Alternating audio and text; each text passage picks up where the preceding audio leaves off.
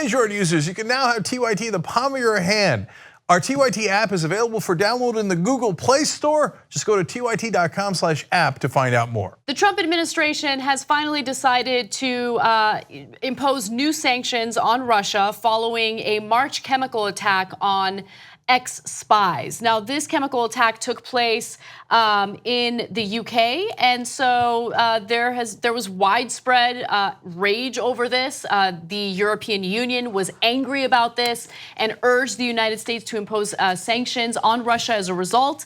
And it took a lot of pushing by the US Congress to get the Trump administration to do something, and today it was announced that they will do something. Secretary of State Mike Pompeo signed off on a determination that Russia violated international law by poisoning the former spy Sergei Skripal and his daughter in March. Luckily, they did survive that chemical attack. The Trump administration had never issued the formal determination that triggers automatic sanctions under a decades-old US law on chemical weapons.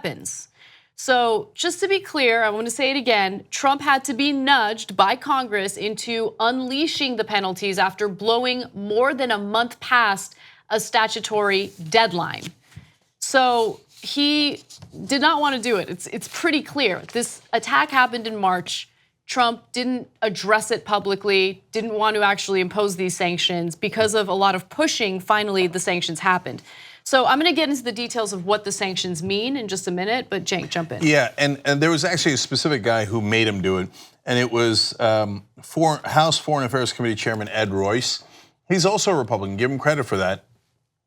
And Royce said, you have by Wednesday to comply with the law and actually enforce these sanctions. Otherwise, there's going to be consequences. Now, I don't know what the consequences would have been, but under that pressure, Trump administration, not Trump himself, right? But Pompeo came out and said, yeah, okay, sure, yeah. I mean, I guess we're going to probably do it. So, okay, fine, we'll do it. So, look, guys, if you say, hey, at the end of the day, he did apply these sanctions, and at the end of the day, he did apply the earlier sanctions to the oligarchs that was passed overwhelmingly by Congress, you are right. And so that is fair, and that should be considered, okay? In the context of, does Trump have a deal with the Russians, et cetera. But I don't want either side ignoring facts. The other facts are, when he signed the sanctions into law, the earlier ones, he said, I don't like this, I don't want to sign it, but it was veto proof. If he was savvy, he wouldn't have said that. Right. Because you're signing it anyway, schmuck. Don't blow it by saying, I don't want to sign it. And then he took as long as he could possibly take before enforcing the sanctions. Again, pressure at that point. Are you ever going to enforce the sanctions you signed into law? And begrudgingly, he did. So take both of those into account. Eventually, all the sanctions did go into effect, including today. But in each case, it was super clear that he only did it at the very last possible moment, in fact, past the last possible moment, under intense pressure from his own party. Now, what do these sanctions mean? How will this impact Russia? So the sanctions are structured in two tranches laid out in a 1991 law, the Chemical and Biological Weapons and Warfare Elimination Act. So an initial immediate round limits exports and financing, but may have limited impact because it largely overlaps with other restrictions already in place, such as on selling arms to Russia. So that's, going to have a little bit of an impact, not really though. The second part has more of an impact. The biggest impact from the initial sanctions is expected to come from a ban on granting licenses to export sensitive national security goods to Russia, which in the past have included items like electronic devices and components, along with test and calibration equipment for avionics.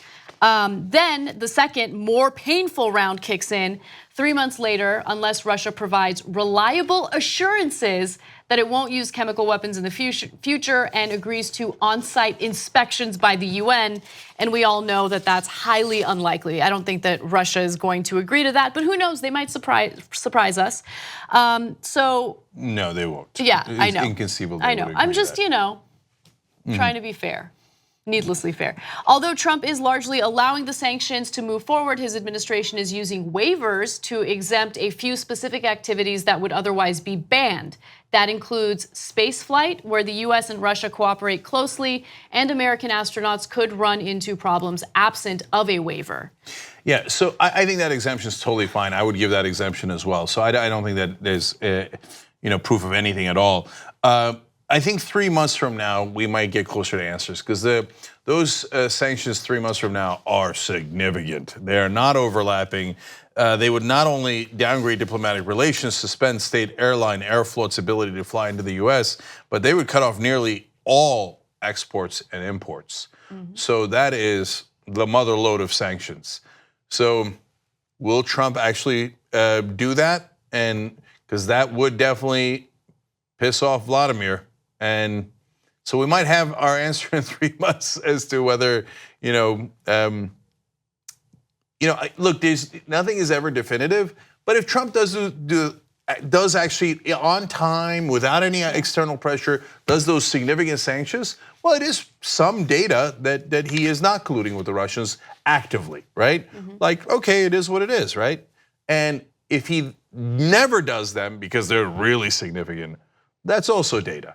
So we'll find out in 3 months. 2 easy ways to follow the Young Turks. One is hit the subscribe button down below, then you're a TYT subscriber. And second is ring the bell. And when you do that on YouTube, you're notified of our videos.